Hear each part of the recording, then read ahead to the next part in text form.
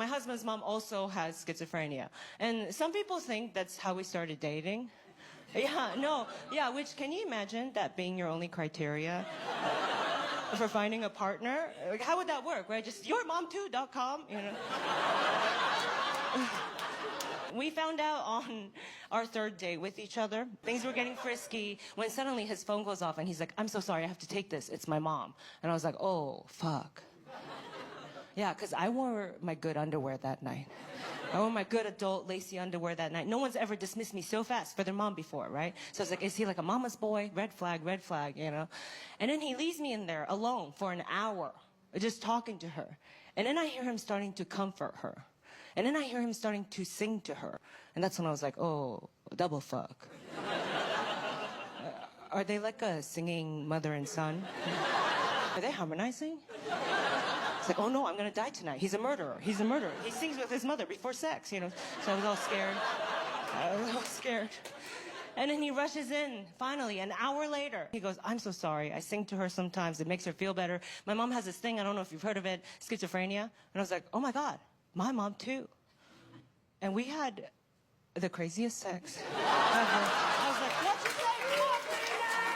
He started taking her clothes off. She's like, oh my God, we deserve this. You know? I'm actually kind of pro cell phone addiction. A little bit. Because, you know, like it's, what's the alternative? Your own brain and your thoughts? You know, and so that's terrifying. And so, right? Because the depression commercials are always like, people are like, I'm depressed in the commercials, but none of them have a phone in their hand. What are these people with depression in the commercials? What are they doing? They're always outdoors. They're getting lost in a park. Yes, someone give them a phone. Are you guys hot in here? I see people fanning themselves, right? Yeah. Can we turn the AC on?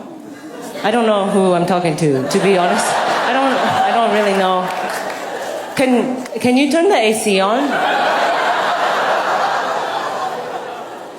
Can someone? Is anybody back? Can someone please turn the AC on? Can we do the AC? Anybody there? Nobody's there. What did you say? Nobody's there. Yeah, no, I could have told you that. Have we turned it on? Just give me a sign. Just, you know, make the room blink if you did.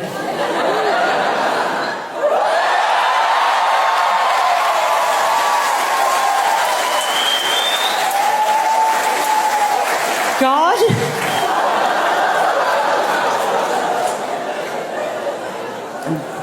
I'm going back to church. I asked my husband the other day how to turn on the washing machine. Yeah, and that's how he realized that he had been doing the laundry all these years. And in turn, I was shocked too. You know when you've seen someone do something, so you think, oh, that was me too? I also did that. Only to walk up to the washing machine and realize, I've never touched these buttons before. There's no muscle memory. Only visual. He was shocked. He was like, I thought you were doing it sometimes. I was like, I thought I was doing it sometimes. I really did. Which is wild, because I should know where I haven't been. I remember being in the laundry room. I've been there. I even remember telling stories by the washer. Just talk. But then that's where the memory ends. So apparently this whole time, I've just been telling stories as Ryan did the laundry. And it had been like that for 7 years. I know, and that is feminism, you know? Yeah. But my in-laws really want us to have kids, and they always beg us for it, like, please give us grandchildren. It's like, no, it stops here. We can barely take care of ourselves. And in the last stand, my father-in-law goes, but your baby will be hot. I swear, I was like, excuse me? He's like, your baby, it'll be attractive, because you're both attractive. It'll be an attractive baby. I was like, well, I didn't think of that, you know? Right? I didn't think I could be attracted to my baby, you know? Well, hurry up, let's smoke a whole condom. We're gonna have us a hot baby. Stop! Now! What kind of argument is, please, let me so hot. Please, let me so attractive. A hot baby. A hot baby. That's his only purpose in life. Being birthed is the ultimate, I thought you'd like this.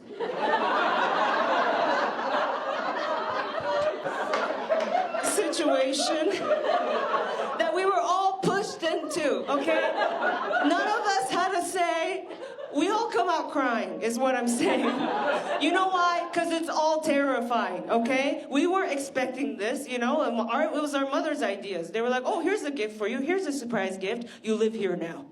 You live here now. Open your eyes. You know what I mean? We got pushed out. We're like, oh my God, what is this place? We're crying. Our first breath hurts as babies. Cut to an adult grown man in the same room sneezing 30 times in a row. Just, achoo, achoo, achoo. You're like, oh my God, what's that? That's your father. That is your father. He cannot get it together. Okay. Babies don't trust me. I think it's because they think I'm one of them. They're like, is that our leader?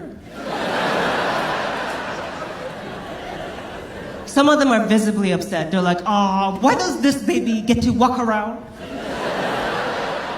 without her parents?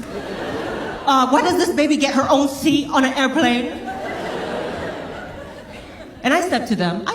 I let them know what's up. Yeah, I'm like, oh, calm down, baby. It's because I drink my milk. Yeah. Oh, you're still in the process of that. Oh, why does she? Do you have any skills? Can you use chopsticks? And the baby starts crying. She's crying. And the mom always looks at me like, what the hell? I'm just a baby.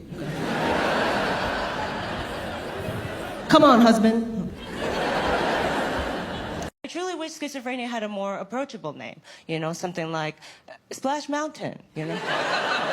That's fun. I love that ride, right? In fact, what if all mental illnesses were just named after rides at Disneyland?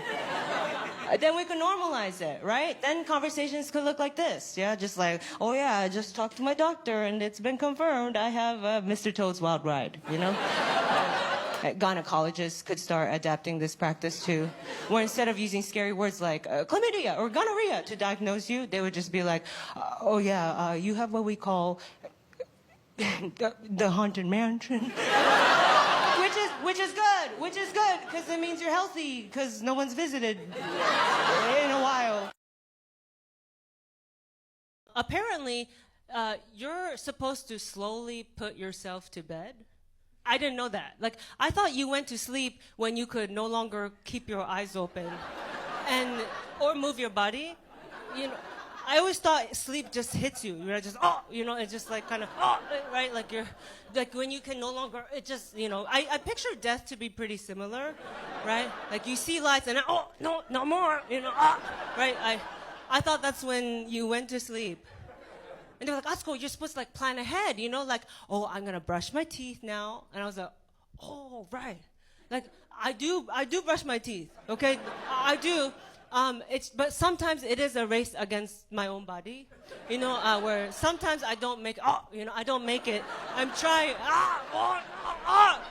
no, it's right there.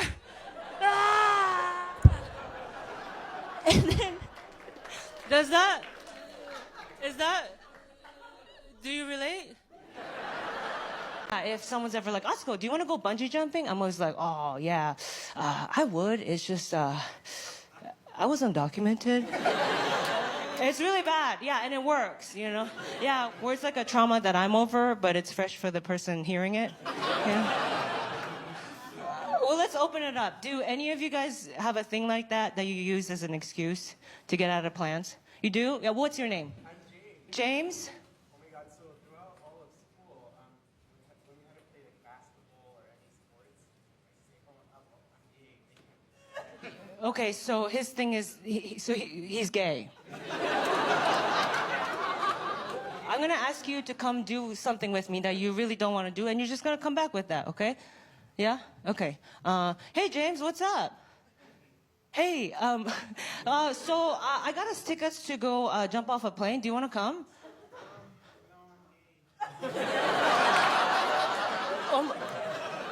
You okay? Oh my! Oh my God! I'm so sorry. That like, you. How long? Oh my God! I'm so sorry. You know what? You call me when you're ready, okay? I'll just go jump off this plane myself. Yeah, just keep it going for James. Keep it going.